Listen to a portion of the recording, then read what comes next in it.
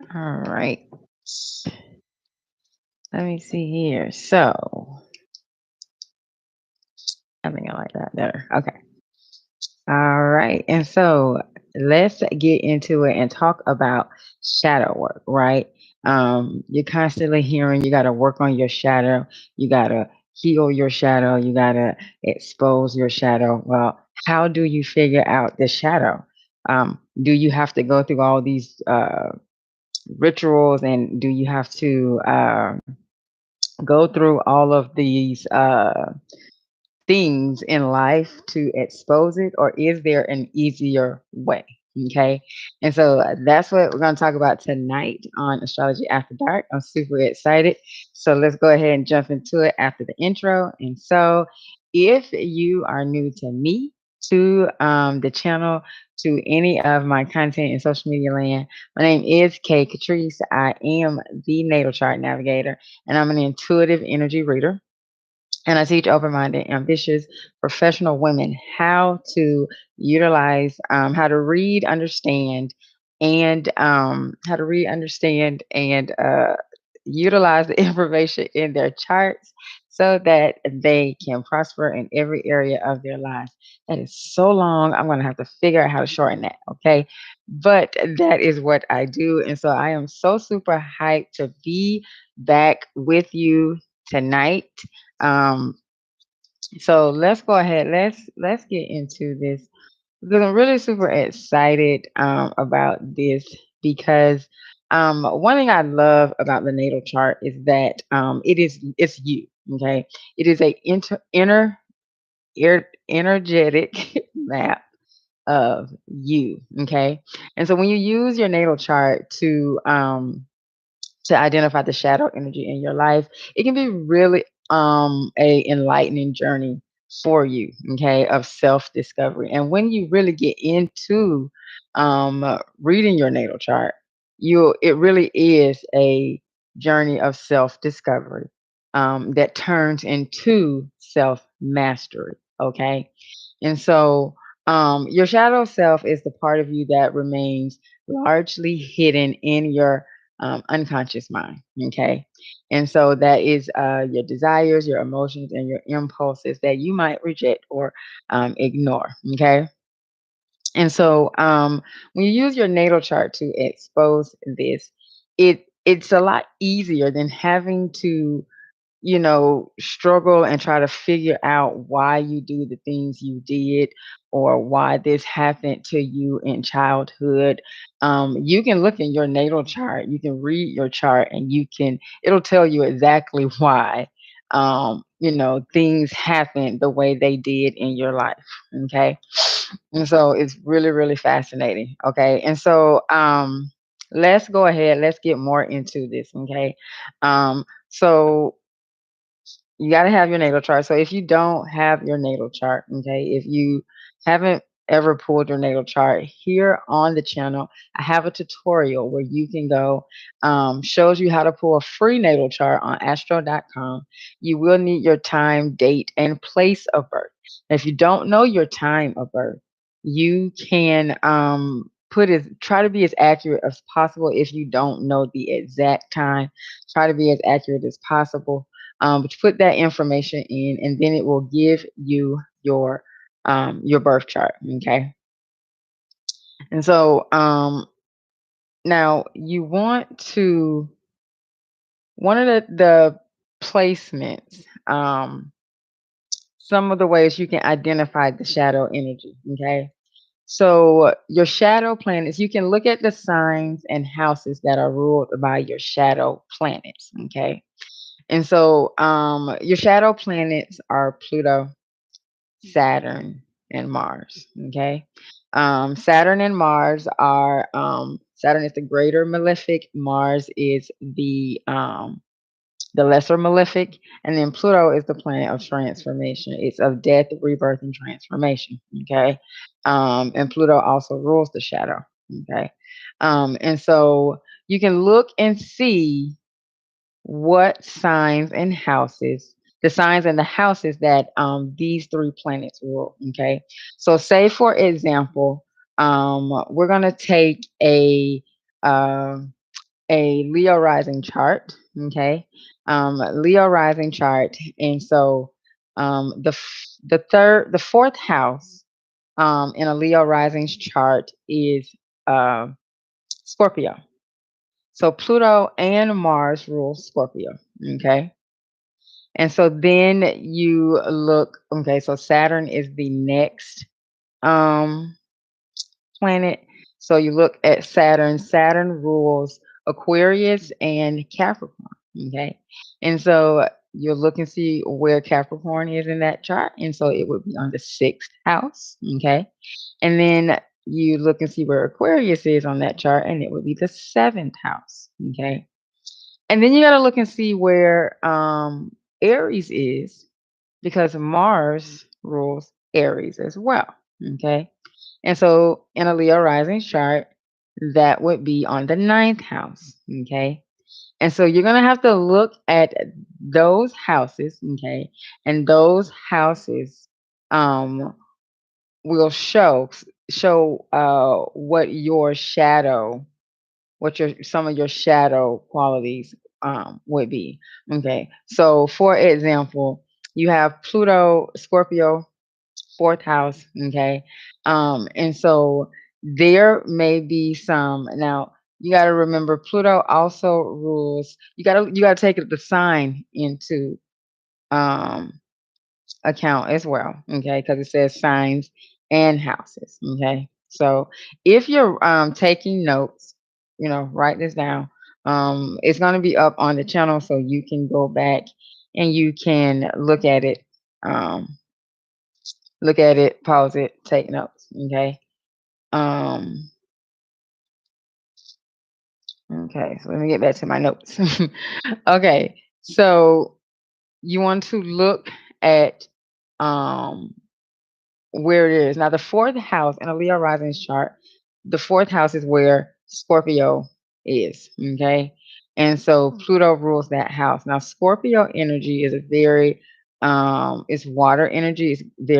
It's very goes very deep. Okay, it's very deep. Um Water energy, it talks about your emotions. So people who have Scorpio energy, they have very deep emotions. Okay. And so the fourth house is considered one of the healing houses, okay, with the eighth house and the 12th house, okay. And so, fourth house, house of family, Scorpio. Scorpio energy can be about secrets. It can be a very sexual energy. Um, it can be a very manipulative energy. Having Pluto rule that house, okay, there could have been some type of transformation within um, the chart holder's life that was very transformative. That could have related to sex. There could have been that you just came from a very unstable home. Okay, there was no real stability there. It was something was always happening that was kind of transformative. Okay, and so that's one way. And so then what you do is once you start to look at the chart and see, okay, it makes you start to think back over your life. Um, what happened, or how do I pinpoint, it makes you start thinking about, because you're reading the chart and you're like, oh my gosh, that's why that happened. Okay. Now, as far as Pluto is the planet of power, okay, and so you may struggle with releasing your power, with releasing power, with releasing control over your family. You may want to be in control of your family, or your family may have some type of hold on over you where they control you. Okay. And so you um you have to look at that as well. Okay. So it can go either way. But that's you have, and then you do that for each one of those planets. Okay. So you would do it for Saturn sixth house. in seventh house, and then Mars, um, fourth house, ninth house. Okay.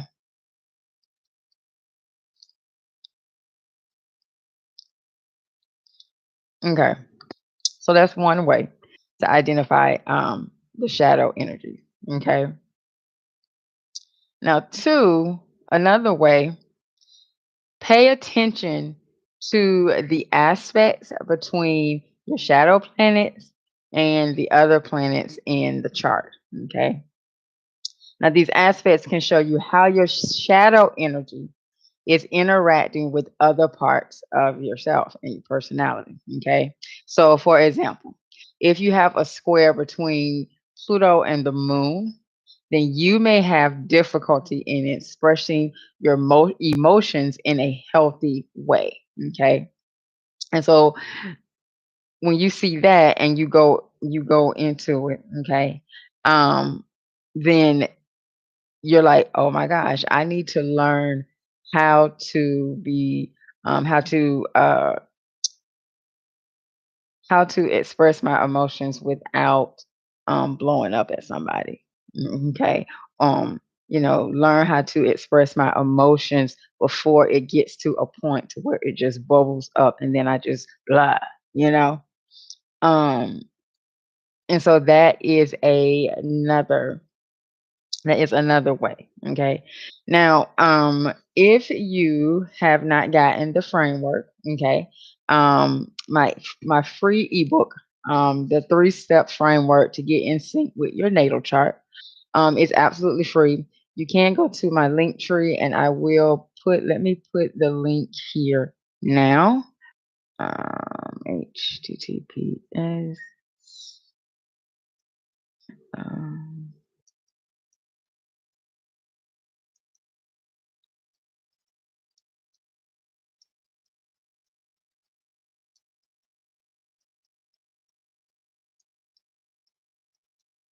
okay. All right. So that's the link for you to get your the free ebook, okay? Now, I want you to get the ebook because it's the 3 steps that you need to do when you're learning to read the natal chart, okay? So you first want to look at the planets, the natal planets, and learn those, well, your natal placement. So that includes the houses, the signs, the planets. Okay. Then you want to go into the aspects because that's how the planets interact, the energies interact with each other. And then you want to go into the transits because the transits bring the chart alive. Okay. The transits are when you hear me talk about the full moon or a planet just shifted into another sign. Those are transits. Okay. And so, um, but back to it, okay? And that brings us talking about the ebook brings us into the last way that I'm going well, the second to the last way that I'm going to talk about tonight, which is to look at the transits that are happening to your shadow planets, okay? And so the transits are the movements of the planets through the zodiac. And they activate your chart. Okay. So activating your chart means it activates the shadow and the non-shadow. Okay. And so for example, if Pluto is transiting your 10th house, then you may be experiencing a period of power struggles or career challenges. Okay. And so excuse me. So those are 3 ways that you can identify shadow energy, okay, using the shadow planets. Now, to identify the shadow energy in every area of your life, so throughout the natal chart, okay, um, you can study the energy on each house, okay. You want to study the energy on each house, and you also want to study the planet on each house. Okay. And so then you look at the shadow qualities of each of the energy and the shadow qualities of the planet. Okay. And so when you recognize what shadow qualities you possess, then you can work on them. Okay. You can work on getting rid of that. Okay. And so that is just the easy, that's the last thing. And that's what I really wanted to leave you guys with, because that is just so easy. Okay. It's an easy way for you to really um, go through each. And the best time, I would say the best time to do that would be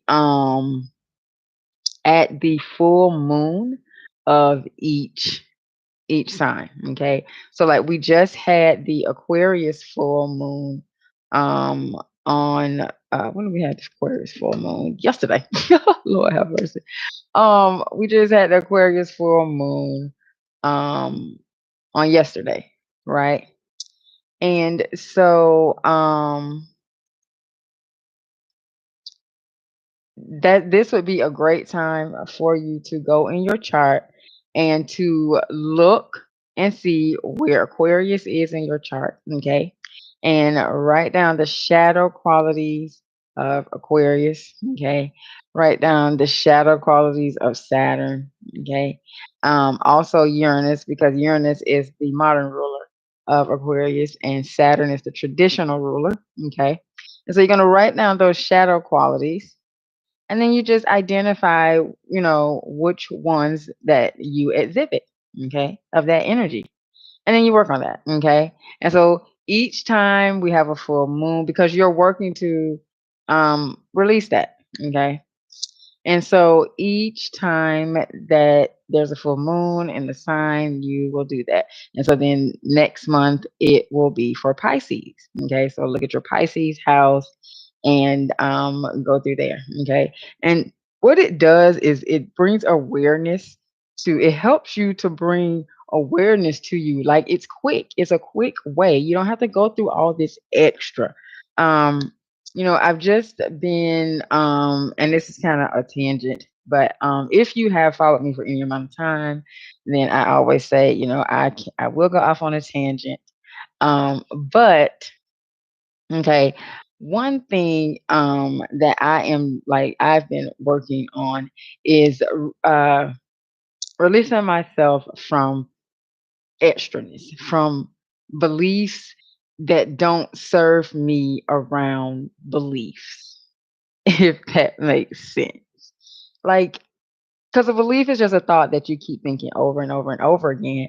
And so now, because you've kept thinking it, now you're starting to see it, you know, and it's like, oh, so I guess it really is true. But no, it's not. You just kept thinking it.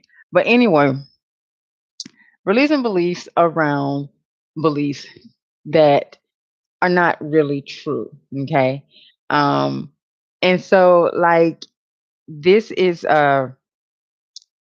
doing this live. I've wanted to talk about this for a while now, but I kept putting it off, kept putting it off. But I thought it was really good, a really good topic to come right after the Aquarius full moon, because Aquarius energy is all about being true to thine own self, being authentic in who they are, okay? Not concerned with how others perceive them or how they appear to others, but being very comfortable, very secure in who they are as a person, okay? And a very non-judgmental type of energy as well, okay? And it is the energy of the humanitarian, okay? And so I thought that this would be a great time to talk about identifying shadow energy because it is allowing, when you are releasing that shadow energy, okay, um, and never say you're working on, I'm working on my shadow. Or no, you're identifying shadow energies that are no longer aligned with you. Okay. Because you're not going to get rid of all shadow energy because there has to be a balance. You can't just be all light. Okay. It's duality. It's one and it's one because you have to be able to make a choice. Like if there's no no shadow, no negative, and it's only light, you know what I'm saying? Like, that means you only have the option of light. Like, you don't get to choose light or dark, which if you don't get to choose, then that means you no longer have your free will. And so, whole point, whole point of what I'm saying is that there are shadow qualities that are important, that are necessary to have on, on this life experience. But there are others that are not. And so when you are using your chart to identify the shadow energies, you are identifying the shadow energies that are no longer working for you. Okay. They are no longer um, helping you to get uh, where you're going on in this life experience. Okay, they've served their purpose, and so now it's time to release that energy so that new energy that will continue help go with you as you continue on this journey. That is what you are doing. So that's why I say it's a great time to do this exercise around the full moon. Okay. So I intended that you got a lot of value. I intended for you to get a lot of value out of this episode of Astrology After Dark tonight. And so I hope you did. If you are watching this on the replay, you can just drop replay in the comments. If you have any questions, comments, or concerns, you can also put those in the comments. I do come back and check, and I will respond to the comments that I see. Okay. And so if you would like to work with me, okay, you can go to my link tree. You can book a 20-minute energy audit with me where I go over your sun sign, moon sign, rising sign, and your chart ruler. Okay. And then give you tips on how you can utilize those energies. Okay. It is recorded, so you have lifetime access to it. And then if you want to get a full reading with me, a full energetic astrology reading, then you can also go to the link tree, book a reading. Those readings are recorded. You do have lifetime access to it, and you will also get a 1 hour Q&A session with me and a interpretation of your life path. Okay. And so that's all for this episode of Astrology After Dark. And so I'm going to leave you with my ending thought, and that is to remember that possibilities are endless.